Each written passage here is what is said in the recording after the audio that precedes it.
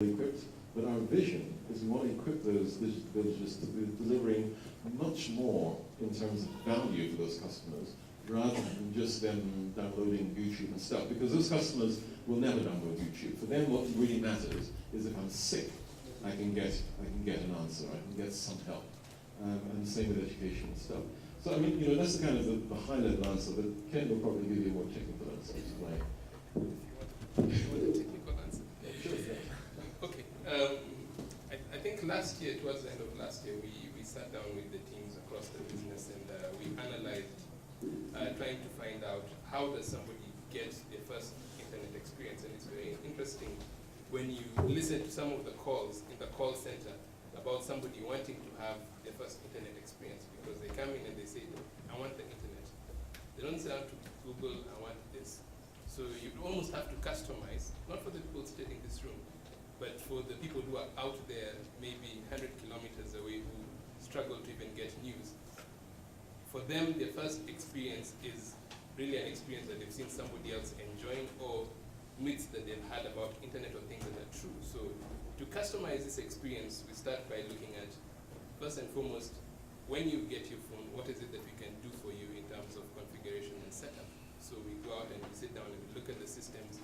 We do have many phones that we can update over the air and send us the settings, but we also have challenges with some of the phones that are not, we'd call them counterfeit, but they're not actually counterfeit, they're just non-standard phones that we can't update. So we also, with the customer care team, go out and look for these phones, find out how these phones are working, and share, put those settings online to assist you to be able to set up.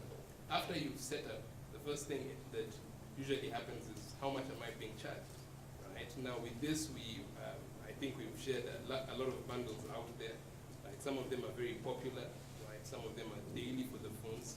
You have a daily, I think, 8 shillings, 8 shillings per day kind of product. Then, when you go in, what is the internet experience? This is where we're looking at the SDPs, we're looking at the portals, we're looking at being able to adapt the initial pages, our landing page, the safaricom.com. We look at adapting that to your phone and giving you quick links to be able to start experiencing the thing that you say is the internet.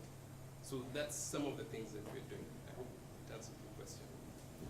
Yeah. How many of you went to our new store in the Junction? Anybody?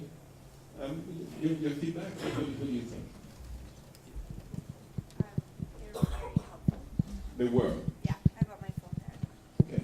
So what we've been trying to do with this store is we're trying really to make this thing a bit more accessible. I get depressed when I go to the Safaricom store. I have to go there from time to time. Because there's a queue and there's all that nonsense. And what I wanted to do is I wanted to bring something which was a little bit akin to the Apple experience. The Apple experience, apart from being very clean, very open, is that everything worked. And I wanted people to just be able to go and look at their emails. If they just want to look at the emails, it's fine. Just let them look at the email. But I never want to come into the store and push a button and see it's not working. And this is all about introducing people to the internet for the first time, because it's not everybody like you guys, and including me. I'm actually a fairly simple person, and I need some help in understanding some of this stuff. Hi, my name is James Kabiru. I'm an entrepreneur. Thank you for your honesty regarding the process of picking up innovation from brains such as these and adapting them into Safaricom. One key concern that I've had from a lot of people is protection of intellectual property. And there are a lot of rumors that are bandied about that take your application or take your idea to Safaricom, you'll be taken through the departments, that'll be the end of it, and 3 months later, somebody else has the same product. So we need to be given an understanding and a clarity on exactly how the processes are going to run. So that my suggestion would be, at least thanks we've met some of your teams, but if we had, or if it was communicated that this is the process, take your application, hand it over to this office, and A, B, and C is going to happen, and your intellectual property is safe. I've had the mention of the App Store, which I think is a very good idea, and it's been long, it's taken a bit too long to come, because Android, yes, Android is wonderful and it's brilliant a platform as it is, does not necessarily do justice for all the wonderful ideas that come out of it, because the apps in there are dime a dozen. So by the time they're found, they tend to disappear within the network or within the background. So if we could have a local app store where all these local applications that are built are going to be uploaded, as they are used, the heavy stones, the big stones will float to the top. What's more used and what's more relevant will come up. And then it makes it easier to monitor it. And then you come up with a policy where, for the apps that are made extremely popular, for those that are popular, pick a random sample, find ways of getting into joint development partnerships with those developers. The iHub is here, there's Eric and his team, so it then makes it easy for them to communicate. And you have that communication, and the developer is then able to confidently monetize his product together with Safaricom.